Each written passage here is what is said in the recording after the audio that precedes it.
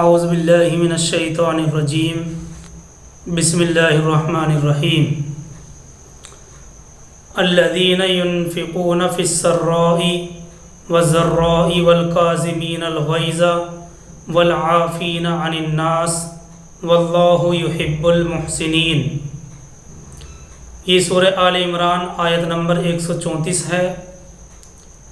آیت کریمہ کا ترجمہ یہ ہے الذین ينفقون فی السراء والضراء، جو لوگ اپنا مال خرچ کرتے ہیں چاہے بدحال ہوں یا خوشحال، والکاظمین الغیظ، اور جو غصے کو پی جاتے ہیں، والعافین عن الناس، اور لوگوں سے درگزر کرتے ہیں، لوگوں کے قصور معاف کرتے ہیں، ایسے نیک لوگ اللہ کو بہت پسند ہیں۔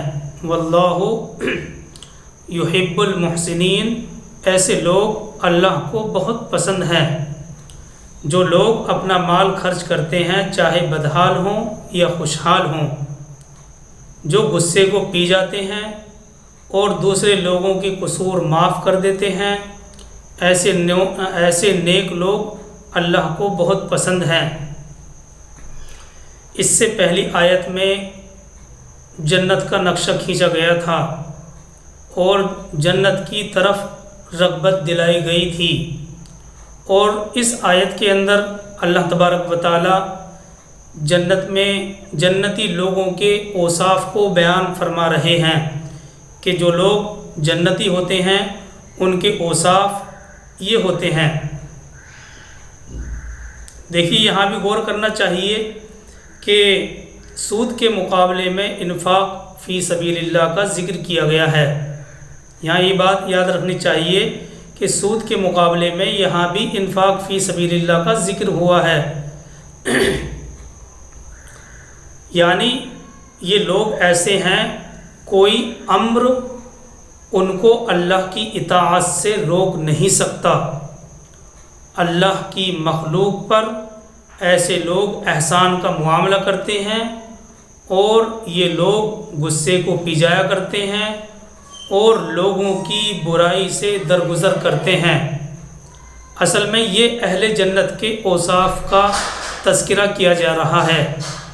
دیکھیے سب سے پہلے ہمیں یہ غور کرنا ہے کہ آیت کریمہ کے اندر ایک لفظ لایا گیا والکاظمین۔ کاظمین یہ قزم سے نکلا ہے، اور قزم کا لفظ استعمال کیا گیا ہے۔ قزم کے معنی آتے ہیں چھپانے کے، قزم کے معنی چھپانے کے بھی آتے ہیں۔ مطلب یہ ہے کہ یہ اپنے غصے کا اظہار بھی نہیں کرتے۔ جو لوگ جنتی ہیں وہ لوگ اپنے غصے کا اظہار بھی نہیں کرتے۔ حدیث شریف میں آتا ہے، آپ صلی اللہ علیہ وسلم فرماتے ہیں پہلوان وہ نہیں جو کسی کو پچھاڑ دے، بلکہ حقیقت میں وہ پہلوان ہے جو غصے کے وقت اپنے نفس کو قابو میں رکھے۔ اللہ کے نبی صلی اللہ علیہ وسلم فرماتے ہیں اس حدیث کے اندر پہلوان وہ نہیں جو کسی کو پچھاڑ دے، بلکہ حقیقت میں وہ پہلوان ہے جو غصے کے وقت اپنے نفس پر قابو رکھے۔ صحیح بخاری اور صحیح مسلم میں رسول اللہ صلی اللہ علیہ وسلم فرماتے ہیں، صحیح بخاری اور مسلم کی روایت ہے کہ تم میں سے کوئی ایسا ہے جسے اپنے وارث کا مال اپنے مال سے زیادہ محبوب ہو۔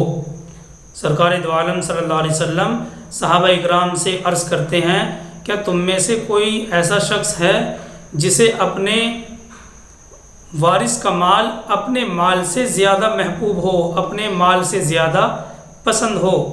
لوگوں نے کہا حضور ایسا تو کوئی بھی نہیں ہے۔ تو آپ صلی اللہ علیہ وسلم نے فرمایا میں تو دیکھتا ہوں کہ تم اپنے مال سے زیادہ اپنے وارث کا مال چاہتے ہو۔ اللہ کے نبی صلی اللہ علیہ وسلم نے فرمایا میں تو دیکھتا ہوں کہ تم اپنے مال سے زیادہ اپنے وارث کا مال چاہتے ہو، کیونکہ تمہارا اصل حقیقت میں مال وہ ہے جو تم اللہ کی راہ میں اپنی زندگی میں خرچ کر دیتے ہو، اور جو چھوڑ کر چلے جاتے ہو وہ تمہارا مال نہیں بلکہ وہ تو تمہارے وارثوں کا مال ہے۔ تو تمہارا اللہ کی راہ میں کم خرچ کرنا اور زیادہ جمع کرنا یہ دلیل اس بات کی ہے کہ تم اپنے مال سے اپنے وارثوں کا مال زیادہ عزیز رکھتے ہو۔ اس کے بعد فرمایا نبی صلی اللہ علیہ وسلم نے اسی حدیث کے اندر، تم پہلوان کسے سمجھتے ہو، تم پہلوان کسے جانتے ہو؟ لوگوں نے عرض کیا حضور صلی اللہ علیہ وسلم پہلوان وہ ہے جسے کوئی گرا نہ سکے، جسے کوئی پچھاڑ نہ سکے۔ آپ صلی اللہ علیہ وسلم نے فرمایا نہیں، بلکہ حقیقتاً زوردار طاقتور پہلوان وہ ہے جو غصے کے وقت اپنے جذبات کو قابو میں رکھے۔ اس کے بعد فرمایا بے اولاد کسے کہتے ہو؟ لوگوں نے کہا جس کی اولاد نہ ہو۔ اللہ کے نبی صلی اللہ علیہ وسلم نے فرمایا بلکہ حقیقت میں بے اولاد وہ ہے جس کے سامنے اس کی کوئی اولاد نہ مری ہو۔ اس حدیث کے آخری جملے میں اللہ کے نبی صلی اللہ علیہ وسلم نے ان لوگوں کو دلاسا دلایا ہے جن لوگوں کی اولاد ان کی زندگی ہی میں فوت ہو جاتی ہے، کیونکہ اولاد کا جو زخم ہوتا ہے وہ بہت بڑا ہوتا ہے اور آدمی کو صبر نہیں آتا ہے۔ اس لیے اللہ کے نبی صلی اللہ علیہ وسلم نے ان کا دلاسا دلانے کے لیے یہ بات عرض کی۔ دوسری چیز، قیامت کے دن جن کی اولاد فوت ہو جاتی ہے وہ شفاعت کا ذریعہ بنتی ہے، تو ان لوگوں کے لیے اس کے اندر بھی خوش نصیبی ہے۔ بہرحال ایک اور روایت میں یہ بھی ہے کہ آپ صلی اللہ علیہ وسلم نے فرمایا تم جانتے ہو کہ مفلس کنگال کون ہے؟ لوگوں نے کہا جس کے پاس مال نہ ہو وہ مفلس ہے۔ آپ صلی اللہ علیہ وسلم نے فرمایا نہیں، بلکہ وہ شخص مفلس ہے جس نے اپنا مال اپنی زندگی میں اللہ کی راہ میں خرچ نہ کیا ہو۔ مفلس حقیقت میں وہ ہے جس نے اپنا مال اپنی زندگی میں اللہ کی راہ میں خرچ نہ کیا ہو۔ مسند احمد میں ہے حضرت حارثہ بن قدامہ سعدی، حضرت حارثہ بن قدامہ سعدی رضی اللہ تعالیٰ عنہ نبی صلی اللہ علیہ وسلم کی خدمت میں عرض کرتے ہیں کہ اللہ کے نبی حضور صلی اللہ علیہ وسلم مجھے کوئی نفع کی بات بتلا دیجئے۔ آپ صلی اللہ علیہ وسلم نے فرمایا غصہ نہ کیا کرو۔ اس نے پھر پوچھا، آپ نے پھر یہی جواب دیا، کئی مرتبہ یہی کہا کہ غصہ نہ کیا کرو۔ اسی طرح سے حضرت ابو ذر غفاری رضی اللہ تعالیٰ عنہ کو غصہ آیا تو وہ بیٹھ گئے اور پھر لیٹ گئے۔ ان سے پوچھا گیا یہ کیا ہے؟ تو آپ رضی اللہ تعالیٰ عنہ نے فرمایا میں نے رسول اللہ صلی اللہ علیہ وسلم سے سنا ہے، آپ فرماتے تھے کہ جسے غصہ آئے اور وہ کھڑا ہو تو بیٹھ جائے، اور اگر اس سے بھی غصہ نہ جائے تو لیٹ جائے۔ اور اسی طرح سے عروہ بن محمد کو غصہ چڑھا تو وہ وضو کرنے بیٹھ گئے اور فرمانے لگے کہ میں نے اپنے استادوں سے یہ حدیث سنی ہے کہ رسول اللہ صلی اللہ علیہ وسلم نے فرمایا غصہ شیطان کی طرف سے ہے اور شیطان آگ سے بنا ہوا ہے اور آگ بجھانے والی چیز پانی ہے، بس تم غصے کے وقت وضو کرنے بیٹھ جاؤ۔ حضور صلی اللہ علیہ وسلم کا یہ ارشاد ہے۔ پھر آگے فرمایا انہوں نے حضور صلی اللہ علیہ وسلم کا یہ ارشاد ہے کہ جو کسی تنگ دست کو مہلت دے دے یا اپنا قرضہ اس سے معاف کر دے، اللہ تعالیٰ اسے جہنم سے آزاد کر دیتا ہے۔ لوگو سنو، جنت کے اعمال مشکل اور سخت ہیں اور جہنم کے کام آسان ہیں۔ نیک وہی لوگ ہیں جو فتنوں سے بچ جائیں۔ پھر آگے فرمایا کسی گھونٹ کا پینا اللہ کو اتنا پسند نہیں جتنا غصے کا گھونٹ پی جانا ہے۔ کسی گھونٹ کا پی جانا اللہ کو اتنا پسند نہیں ہے جتنا کہ غصے کا گھونٹ پی جانا ہے۔ ایسے شخص کے دل میں ایمان رچ جاتا ہے۔ تو یہ حدیث یہاں پر ختم ہو جاتی ہے عروہ بن محمد کی۔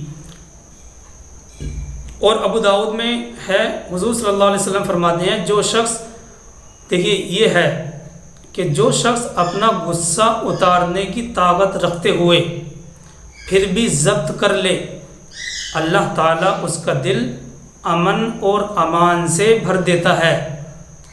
جی یہ نبی صلی اللہ علیہ وسلم کی تعلیم ہے کہ جو شخص اپنا غصہ اتارنے کی طاقت رکھتے ہوئے پھر بھی ضبط کر لے، اللہ تعالیٰ اس کا دل امن اور امان سے بھر دیتا ہے۔ جو شخص موجود ہونے کے باوجود شہرت کے کپڑے کو تواضع کی وجہ سے چھوڑ دے، اللہ تعالیٰ اسے قیامت کے دن عزت کا جوڑا پہنائے گا، اور جو کسی کا سر چھپائے اللہ تعالیٰ اسے قیامت کے دن بادشاہت کا تاج پہنائے گا۔ اس مضمون کی اور بھی بہت سی احادیث آئی ہیں۔ بہرحال ان احادیث سے آیت کا مضمون یہی نکل کر سامنے آتا ہے کہ جنتی لوگ غصے میں آپے سے باہر نہیں ہوتے، لوگوں کو ان کی طرف سے برائی نہیں پہنچتی، بلکہ وہ اپنے جذبات کو دبائے رکھتے ہیں اور اللہ سے ڈر کر ثواب کی امید کرتے ہوئے معاملے کو اللہ کے سپرد کر دیتے ہیں، لوگوں سے درگزر کرتے ہیں، ظالموں سے ظلم کا بدلہ بھی نہیں لیتے، اور اسی کو تو احسان کہا جاتا ہے، اور احسان کرنے والوں کو اللہ تعالیٰ پسند کرتے ہیں۔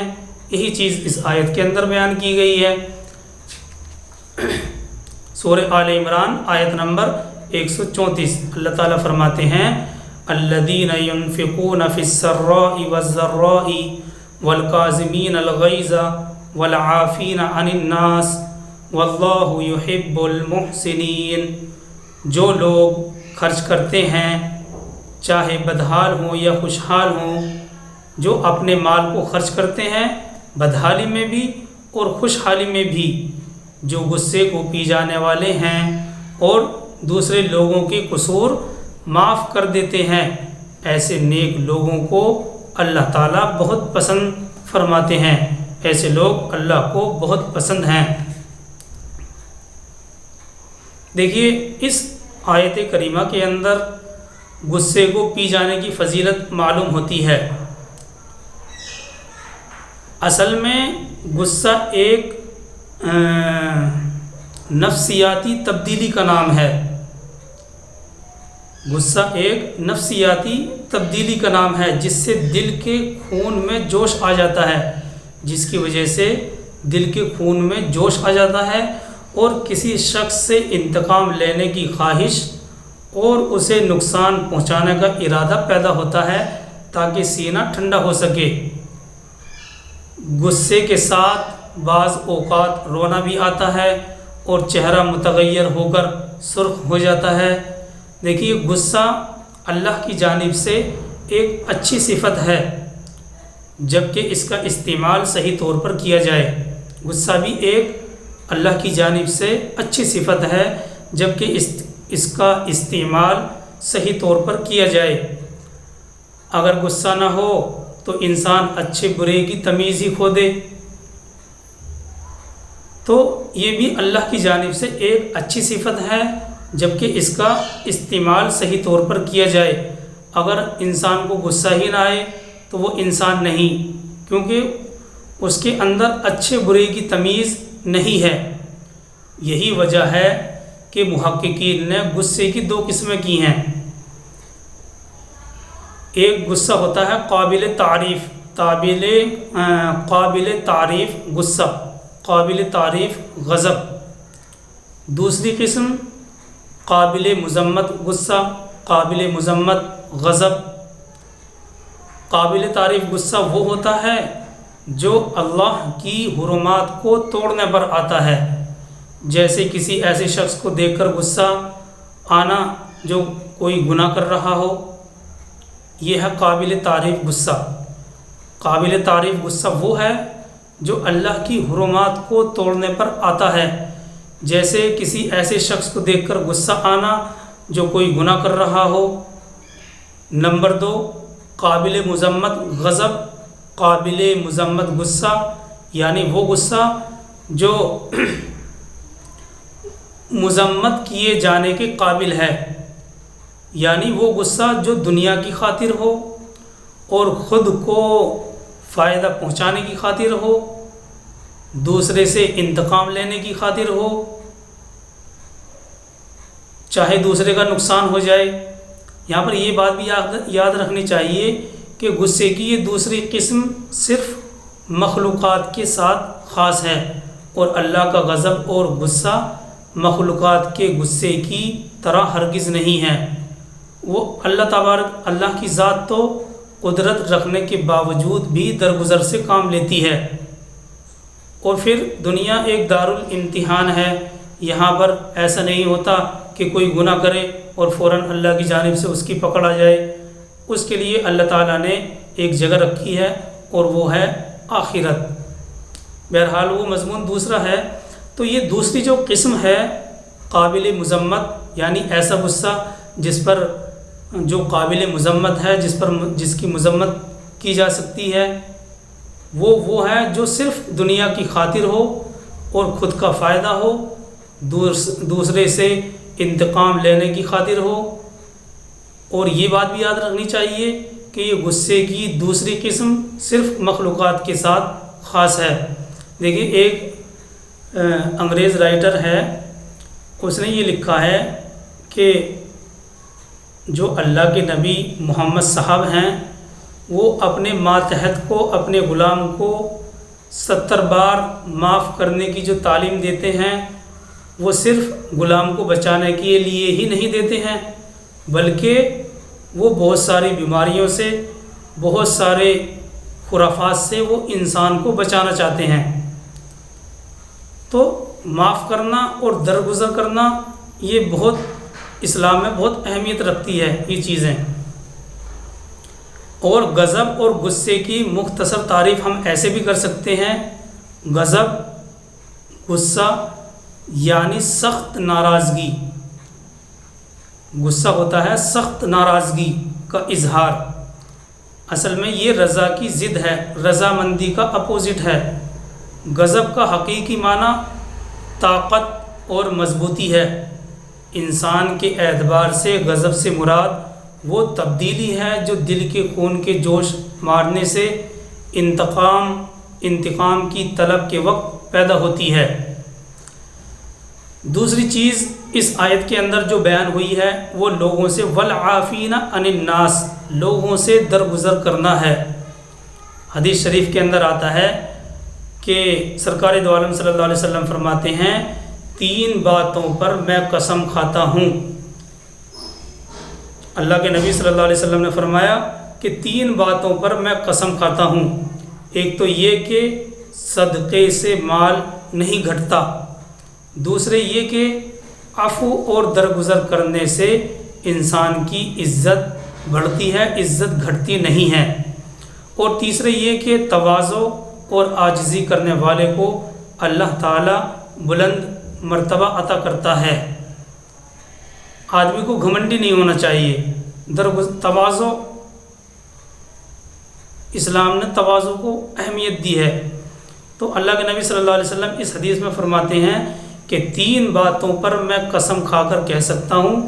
ایک تو یہ کہ صدقے سے مال نہیں گھٹتا ہے، دوسرے یہ کہ عفو اور درگزر معاف کرنے سے انسان کی عزت نہیں گھٹتی ہے، تیسرے یہ کہ تواضع اور عاجزی کرنے والے کو اللہ تعالیٰ بلند مرتبہ عطا کرتا ہے۔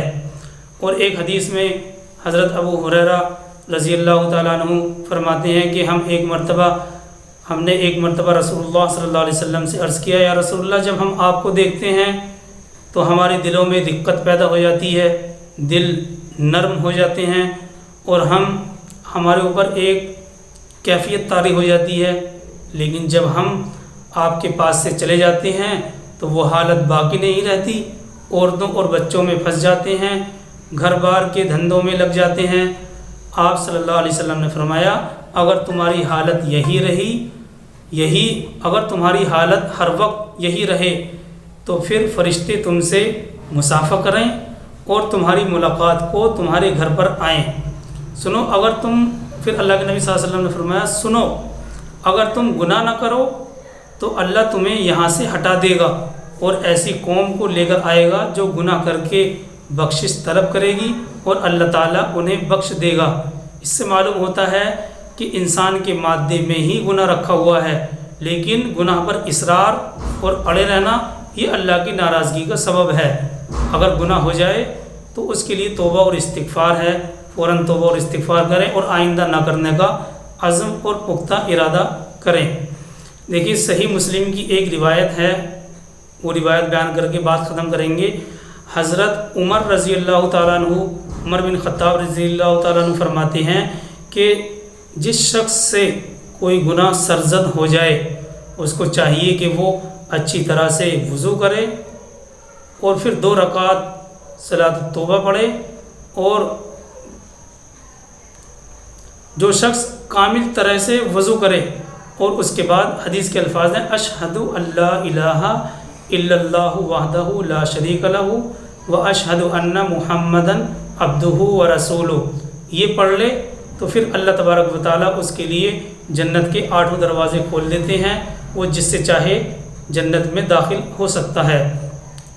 تو اس آیت سے ہمیں یہ تعلیم ملتی ہے، ایک تو جنتی لوگوں کی جو صفت بیان کی ہے وہ یہ کہ وہ غصے کو پی جانے والے ہوتے ہیں اور لوگوں سے درگزر اور معافی کا معاملہ کرتے ہیں۔ اللہ تبارک و تعالیٰ یہ دونوں صفت ہمارے اندر پیدا فرمائے، ہماری زندگیوں کے اندر پیدا فرمائے۔ سبحان اللہ و بحمدہ، سبحان اللہ و بحمدہ، نشہد ان لا الہ الا انت ونستغفرک ونتوب الیک۔